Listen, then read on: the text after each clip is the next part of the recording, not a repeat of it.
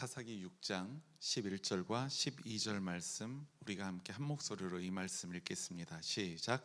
주님의 천사가 아비에셀 사람 요아스의 땅 오브라에 있는 상수리 나무 아래에 앉았다. 그때에 요아스의 아들 기드온은 미디안 사람들에게 들키지 않으려고 포도주 틈에서 몰래 미리삭을 타작하고 있었다. 주님의 천사가 그에게 나타나서 힘센 장사야, 주님께서 너와 함께 계신다 하고 말하였다. 아멘. 아멘. 아멘. 오늘도 주님의 말씀을 통해서 우리의 신앙을 점검하고 또 하나님이 기뻐하실 바른 길을 우리의 삶으로 또 경영해 가길 원하시는 우리 초록교회 모든 신앙가족들, 또 어린이 친구들까지 우리 이 자리에 있는 모든 성도들이 주님이 예비하신 놀라운 은총과 축복을 여러분들의 삶에서 일평생 동안 충만하게 누리시기를 주님의 이름으로 축원합니다. 우리가 계속해서 보고 있는 사사기의 말씀, 이제 우리가 네 번째 사사까지 보았고요. 다섯 번째 사사에 대한 이야기. 근데 그 다섯 번째 사사인 기드온은 조금 범위가 굉장히 넓어서 한 시간에 다 보는 것이 아니라 두세 시간으로 나눠서 이 기드온에 대해서 함께 배워보려고 합니다. 지난주 우리가 사사기 4장과 5장 말씀을 통해서 우리는 이스라엘의 사사였던 삼갈 그리고 드보라에 대한 이야기를 나누었었죠. 삼갈이라는 사람은 본래 이방 태생이라고 제가 말씀드렸습니다. 그런데 이방 태생이었으나 하나님의 부르심을 받아 소 모는 막대기로 소를 섬기는 블레셋을 무찌르게 됩니다. 그리고 네 번째 사사였던 드보라는 유일한 여성 사자였죠. 그의 이름의 뜻은 꿀벌이라는 아주 유약한 뜻을 가졌는데 이 드보라는 유약하진 않았습니다. 그럼에도 불구하고 여성으로서의 한계가 있을 거예요, 분명히. 그게 뭐 남녀의 우열을 따진다는 이야기가 아니라 그 당시의 가부장적인 문화의 현상 아래에서 그렇다는 겁니다. 그 상황에서 드보라는 삼갈의 방식으로 사사의 역할을 수행하지 않습니다. 삼갈은 소모는 막대기를 들고 블레셋을 무찔렀다면, 드보라는 이스라엘의 군대 장관이었던 바락과 합력을 합니다. 그래서 하솔을 다스리는 가나안 왕 야빈과 그의 군 지휘관이었던 시스라를 무찌르게 되지요. 드보라와 바락이 승리를 거둔 후에 5장의 말씀에서는 여호와 하나님을 향한 찬송시를 길게 노래하고 있는데요, 우리가 지난주에 함께 보았던 그 내용을 보니까 이스라엘 12지파의 연대가 느슨해지고 있음을 우리가 포착할 수가 있었죠. 어떤 지파는 우리와 함께 너무 열심히 잘 싸웠다. 그런데 유대와 시므온 또 이 지파들은 그러지 않았고 그냥 대충, 그냥 너무 힘을 다하지 않고 이 전쟁에 참여했다. 언급하지도 않는 지파도 있었습니다. 이스라엘이라는 하나님 백성들의 공동체가 있는데 그들의 결속이 광야의 시절에는 굉장히 탄탄했잖아요. 그런데 이제 가나안 정착 시기가 되고 그들의 땅을 12지파에게 다 나누어진 후에는 그 결속이 너무나도 약해졌던 것입니다. 이제 사사기 6장에 이르러서는 사사기에서 가장 비중 있게 다루는 사사 중에 하나인 므낫세 사람 기드온이 등장하고 있습니다. 여러분, 기드온 하면 어떤 것이 생각나시나요? 맞아, 300이라는 스파르타 이 영화 아니라요. 이제 300명의 기드온의 용사들과 함께 미디안과 전쟁을 치르는 이야기가 아주 유명하죠. 그래서 기드온이라는 이름을 들을 때 우리는 그 이미지가 용사라는 이미지가 아주 큽니다. 그런데 우리가 기억하는 사사기의 순환 구조를 한번 떠올려 보세요. 사사기 배우는 내내 이 구조는 계속 등장할 겁니다. 어떤 구조입니까? 이스라엘이 범죄하고 하나님이 진노하고 심판과 고통이 있다가, 그것도 심판과 고통이 어떻게 오냐면 다른 민족을 통해서 와요. 그런데 그 고통을 당하는 이스라엘이 하나님 앞에서 울부짖습니다. 그리고 그 울부짖음에 응답하신 하나님께서는 그들의 구원자로 사사를 보내시고, 그런데 이걸로 끝나면 참 좋겠는데 다시 시간이 지나자 이스라엘이 범죄합니다. 그리고 진노하시고 심판하시고 고통받다가 울부짖고 또 사사를 또 보내시죠. 그리고 이 순환 구조가 계속 반복되는 것이 바로 사사기의 말씀인 것입니다.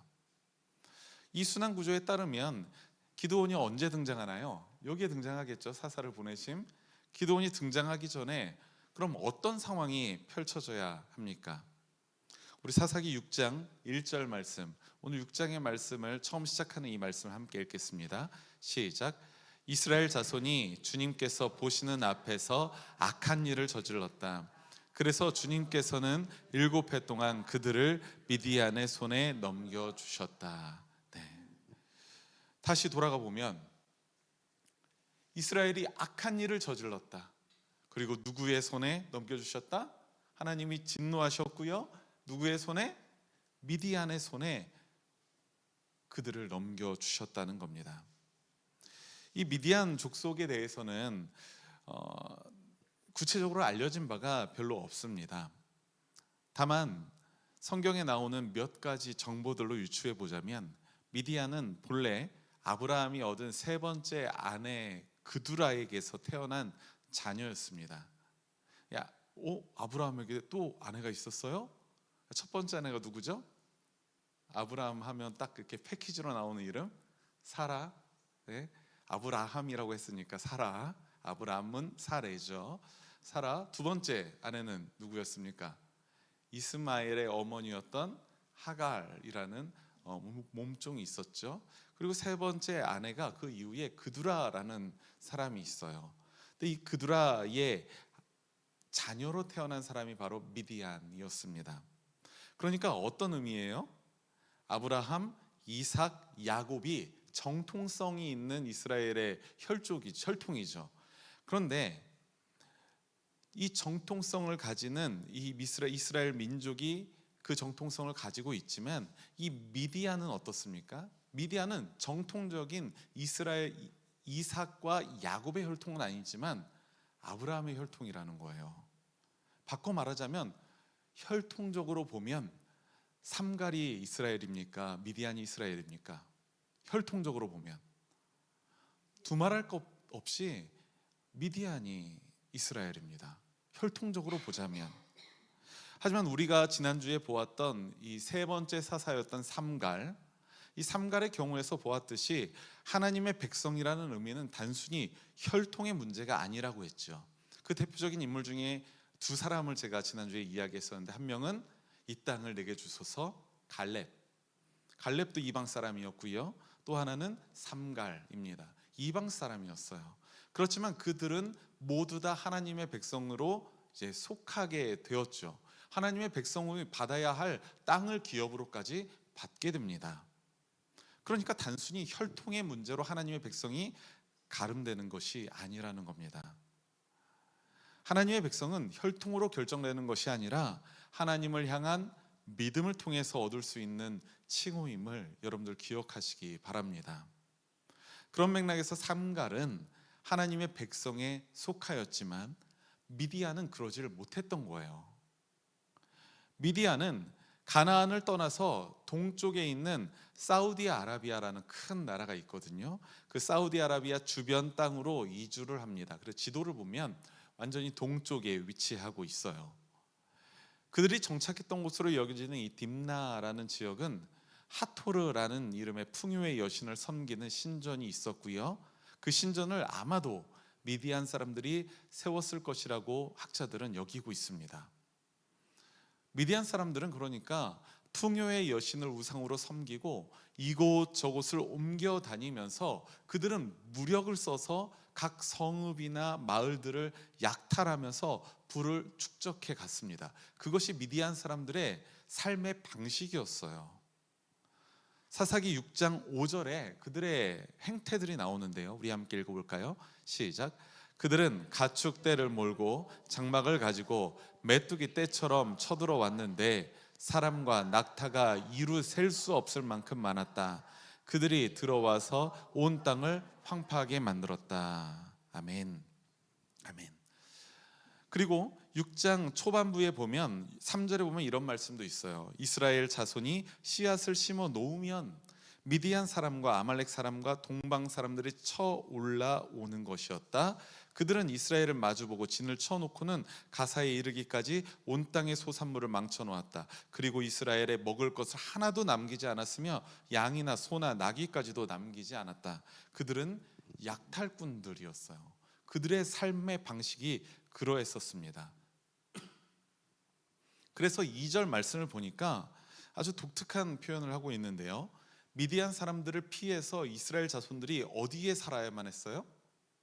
2절 말씀을 보니까 산에 있는 동굴과 요새에 도피처를 마련해서 살아야만 했다는 겁니다. 요런 굴이에요. 이게 다 굴이에요, 굴. 이렇게 그러면 쳐들어오기가 쉽지 않겠죠. 약탈당하기도 어렵겠죠. 근데 단 살기가 힘들겠죠. 네. 이거 먹을 것 식량을 구하러 나가는 것 자체가 굉장한 곤욕인 그런 상황에서 살아야만 했다는 것입니다. 자, 이렇게 이스라엘의 범죄, 하나님의 진노, 심판, 고통 이렇게 있으면 다음 차례는 무엇인가요? 진노, 심판, 고통이 있으면 울부짖음이 있어야만 합니다. 6장 6절의 말씀을 보십시오. 6절에서 마침내 이스라엘 자손이 주님께 또다시 울부짖습니다. 이게 몇 번째인지 모릅니다, 진짜. 마침내 이스라엘 자손이 주님께 울부짖었다. 그리고 이스라엘 자손이 미디안 사람들 때문에 주님께 울부짖을 때에 그리고서 주님의 응답이 그 이후에 나오게 되죠. 하나님은 응답하셨고요. 이스라엘의 5번째 사사 기드온을 그들에게 보내셨던 것입니다. 근데 여기에서 하나님께서 기드온을 부르셨던 방법을 오늘은 우리가 조금 주목해서 보아야 할 것 같습니다. 6장 8절 이하의 말씀을 보니까 이스라엘이 하나님께 울부짖었을 때에 하나님께서는 이스라엘 자손에게 한 예언자를 보내십니다. 근데 이 예언자가 아직 기드온은 아니에요. 아직 기드온은 아니고요. 하나님의 메시지를 백성들에게 전했던 일종의 메신저였습니다. 그 이후에 주님의 천사가 등장하는데 그 천사도 마찬가지입니다. 이 천사를 히브리어로 말라크라고 하거든요. 그래서 여러분들이 구약 성경 맨 마지막에 있는 성경이 뭐였죠? 말라기라고 부르는 그 이름이 원래 말라크예요. 말라크. 이게 천사들의 메시지라는 의미입니다. 원래는 그렇습니다. 이제 말라크라는 단어를 쓰는데 이 말라크는 엔젤, 영어로 표현하자면 엔젤이 아닙니다. 날개를 달고 날라와서 흰 옷을 입고 가브리엘처럼 주님의 소식을 전하는 그런 존재가 아니라 정확하게는 메신저예요. 메신저. 하나님의 말씀을 전하는 그런 하나의 메신저의 역할을 하는 사람입니다. 이 하나님의 메신저가 가장 먼저 이스라엘 백성들에게 말씀을 전하고 있습니다. 근데 가장 먼저 전했던 그 말씀이 무엇이었을까요? 무엇이었냐면 그것은 종살이하던 이집트에서 이끌어내어서 가나안 땅을 그들에게 주셨던, 하나님이 그들에게 그렇게 주셨던 출애굽의 역사였습니다. 이 장면은 우리가 아주 자주 보았던 장면이에요. 어떤 장면이냐면 구약성경 내내 이스라엘이 잊고 살았던 놀라운 하나님의 역사를 상기시킬 때마다 하나님께서는 예언자를 통해서 언급하셨던 것이 바로 이 출애굽의 역사였죠. 그래서 그들이 희망을 잃고 살아가려고 할 때, 그들이 하나님을 버리고 반역을 하고 죄의 길로 걸어가려고 할 때, 그때마다 예언자들은 그 출애굽의 역사를 이야기합니다. 너희들이 광야에서 이렇게 했잖아. 너희들이 바알보올 사건 이랬었잖아. 이런 심판을 당했었잖아. 너희들이 하나님께서 시내산에서 이런 율법을 너희들에게 주셨잖아. 이런 말씀을 하시죠. 여기에서도 마찬가지였습니다. 그러면서 자연스럽게 미디안에게 고통받고 있는 이스라엘의 근원적인 문제를 되짚어 주십니다. 6장 10절 말씀인데요. 우리 함께 읽어보겠습니다. 시작. 그러면서 나는 너희에게 말하다. 나는 주 너희의 하나님이다. 너희가 아모리 사람의 땅에서 살고 있으나 너희는 내 말을 듣지 않았다. 아멘. 이 말씀을 통해서 볼 때 이스라엘 자손의 문제는 무엇이었나요? 이거예요. 너희는 내 말을 듣지 않았다라는 겁니다. 아마도 그 당시에 이스라엘 사람들의 자신들의 문제는 뭐였냐면 미디안 사람들이 문제였다고 생각을 했을 겁니다. 미디안 사람들과의 관계가 우리가 좋지 않기 때문에 그들이 우리를 약탈하는구나, 우리를 고통스럽게 하는구나 라고 여겼을 겁니다. 그런데 하나님의 메신저는 분명하게 말하고 있어요. 아니다. 가나안의 다른 우상을 섬길 것이 아니라 오직 여호와 하나님만이 유일한 하나님이심을 알고 너희들이 그분만을 섬기라 라고 이전에 약속하지 않았느냐. 그래서 너희들이 그런 조건으로 언약의 백성이 되었는데 너희들은 내 말을 듣지 않았다. 하나님의 말을 듣지 않았던 것입니다. 이러한 이스라엘의 문제를 되짚어 주신 하나님은 주님의 천사를 보내시고 기드온을 만나 주십니다. 그리고 기드온에게 이런 말씀을 전하죠. 우리가 아까 전에 읽었던 말씀입니다. 힘센 장사야, 주님께서 너와 함께 계신다. 기드온이 그래도 어느 정도 힘이 센 아주 건장한 청년이었나 봅니다. 힘센 장사야. 그럼에도 불구하고 너희 그 기드온이 가지고 있는 어떤 육체적인 능력, 전투력 그런 것이 아니라 그에게 정작 필요한 것, 주님이 너와 함께 하신다. 하나님이 함께 하신다는 사실 자체가 그에게 가장 큰 힘이 될 것임을 하나님은 분명히 미리 말씀해 주시고 계신 거죠. 그런데 여기에서 주님께서는 기드온에게 한 가지 중요한 명령을 하십니다. 우리가 기드온에 대해서 한번 생각해 보면 늘 전쟁을 하러 다닐 것 같은데 첫 번째 기드온에게 하신 명령은 어떤 미디안을 쓸어내라, 블레셋을 쓸어내라 이런 게 아니었습니다. 6장 25절과 26절의 말씀입니다. 좀 긴 말씀인데요, 기드온에게 있어서 아주 중요한 말씀이기 때문에 전체 다 한번 읽어보겠습니다. 시작. 그날 밤에 주님께서 기드온에게 말씀하셨다. 내 아버지의 외양간에서 어린 숫소 한 마리를 끌어오고 또 7해 된 숫소도 한 마리를 끌어오고 내 아버지의 바알 제단을 허물고 그 곁에 있는 아세라 상을 찍어라. 그런 다음에 이 산성 꼭대기에서 규례에 따라 하나님께 제단을 쌓고 그 둘째 숫소를 잡고 찍어낸 아세라 목상으로 불을 살라 번제를 드려라. 아멘. 아멘. 여기에서 한 가지 좀 짚고 넘어가자면 여기에 둘째 수소라고 쓰여 있는 부분이 있죠. 그래서 학자들은 굉장히 고민을 합니다. 첫째 수소여야 더 되는 거 아니야? 이제 하나님께 드리는 제물의 조건들이 흠없는 수소여야 되는데 그 중에서도 웬만하면 경우에 따라서는 첫째를 주로 드리잖아요. 근데 왜 여기서는 둘째? 근데 이 둘째 수소를 뜻하는 히브리어의 원어를 보면 히브리어가 원래 모음이 없습니다. 그러니까 우리 김예호라는 이름을 히브리어로 표현하자면 김예호가 아니라 그으흐예요. 원래 그렇습니다. 모음이 원래 없어요. 그러니까 흐으즈가 되는 거예요.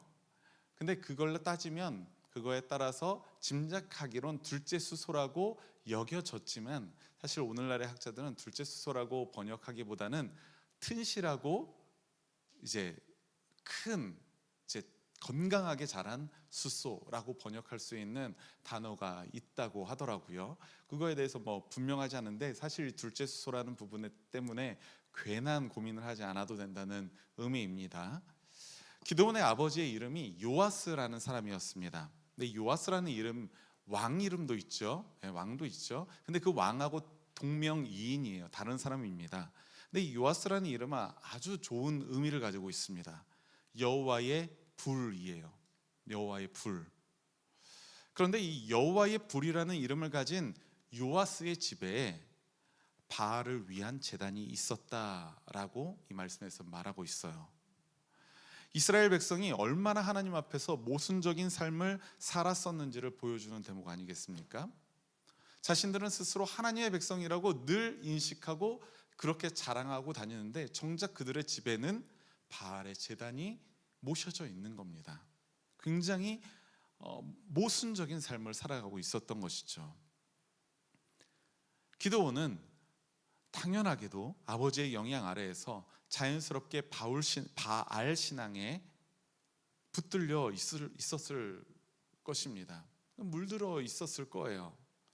그렇다면 여호와 하나님과 기드온이 온전한 관계를 회복하기 위해서 가장 먼저 해야 할 일이 무엇이었을까요? 가장 먼저 무엇을 해야 될까요? 말씀은 이렇게 말합니다. 바알의 제단을 허물고 바알 신앙을 끊어낸 후에 하나님께 예배하는 겁니다. 이후의 말씀을 보니까 기드온은 주님이 말씀하시는 대로 합니다. 그런데 27절 말씀을 보니까 아버지의 집안 사람들과 그 성읍 사람들을 두려워하여서 낮이 아니라 밤에 몰래 그 일을 실행하고 있어요. 한번 이 말씀 한번 볼까요?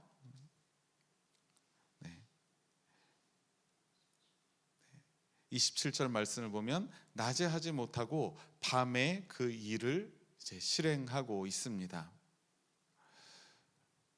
우리에게는 기드온이 큰 용사라는 이미지가 아주 강하게 박혀 있죠. 그리고 기드온 하면 왠지 전쟁을 치르는 굉장한 이제 장수, 장군이라고는 인식이 있을 겁니다. 그렇다면 이 기드온의 이름의 뜻은 무엇일까요?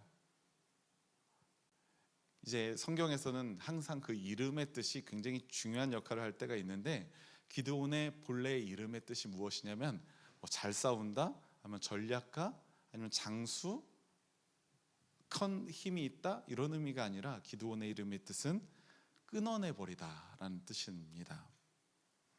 사사기의 말씀에서는 기드온이 좀 겁이 많고 소심한 측면을 많이 발견할 수가 있어요. 하나님께 계속 증명해달라, 증거를 달라라고 계속 되묻기도 하고요. 오늘은 낮이 아니라 몰래 밤에 이 일을 실행하기도 하죠. 어쨌든 기드온은 이 사건이 있은 후에 그 바알의 신앙을, 그 집안 대대로 내려오던 바알의 신앙을 끊어버립니다. 이름값을 하게 되었죠. 그래서 사람들에게 색다른 이름을 얻습니다. 여룹바알이라는 이름을 얻는데 이 이름의 뜻이 무엇이냐면 함께 읽겠습니다. 시작. 바알과 다투는 자라는 의미입니다. 사랑하는 우리 초록교회 신앙가족 여러분, 오늘은 우리가 사사기 6장에서 하나님이 용사 기드온을 부르시는 장면에 대해서 함께 나누었습니다. 아직 기드온은 첫 번째 전투조차 벌이지 않았습니다. 기드온의 시대에 이스라엘 자손이 겪고 있는 가장 큰 문제는 미디안의 약탈인 것처럼 보입니다. 아마 그들은 그렇게 생각했을 거예요. 산에 있는 동굴과 요새에 도피처를 마련해서 숨어 있을 정도로 그들이 고통스러웠던 것은 사실이었으니까 말이죠. 하지만 여호와 하나님이 기드온을 부르시는 이 장면을 보면 정작 이스라엘의 문제는 미디안과의 관계가 아니라는 것을 알 수가 있습니다. 주님은 기드온을 부르실 때에, 이스라엘을 구원하시고자 기드온을 부르실 때에 하나님의 말씀에 불순종하여서 이방 우상을 섬기며 언약에 반역한 이스라엘의 모습을 낱낱이 고발하고 계십니다. 그리고 기드온의 집에 있던 바알의 제단을 허물고 아세라상을 찍어버리고 미디안과의 전쟁을 본격적으로 치르기 전에 기드온이 반드시 처리하고 가야만 했던 이 근원적인 문제가 바로 여기에 있음을 알려주고 계시는 거예요. 이 문제는 기드온의 문제뿐만이 아니었습니다. 이스라엘 모든 백성들이 바로 이러한 문제를 가지고 있었기 때문에 지금 이 미디안과의 불편한 관계에서 심판과 고통에 처해 있는 것이었습니다. 진짜 문제는 미디안과의 관계가 아니라 이스라엘과 하나님과의 관계라는 사실을 사사기의 저자는 말하고자 했던 것입니다. 미디안의 억압을 끊어내고 다시 평화를 찾고 싶다면 먼저 이스라엘에 가득했던 그 우상들을 끊어내고 하나님과의 관계를 샬롬의 관계로 회복해야만 했던 것입니다. 기드온의 집안에서 아버지 요아스가 바알의 제단을 쌓았는데 기드온이 그 바알의 제단을 허물어뜨렸던 것처럼, 그리고 그 자리에서 하나님을 위한 제단을 쌓고 하나님께 예배 드렸던 것처럼 말이죠. 스스로 하나님의 백성임을 믿는 우리 초록교회 성도 여러분들은 어떻습니까? 내 안에 있는 우상의 제단은 그대로 둔 채 하나님과의 관계가 회복되길 바라고 있지는 않으십니까? 우상과 하나님을 동시에 섬기려는 어리석은 욕심은 하나님께 받아들여지지 않는 것입니다. 제가 이런 류의 이야기를 할 때 종종 예전에 선한목적교 유기성 목사님의 책을 읽으면서 보았던 아주 인상적인 예를 많이 들죠. 아내가 남편에게 나를 얼마나 사랑해? 라고 물었을 때 당신이 나한테 첫 번째로 사랑하는 사람이지. 좋잖아요. 그리고서 이어갑니다. 두 번째는 미스 김이고 세 번째는 미스 박이고.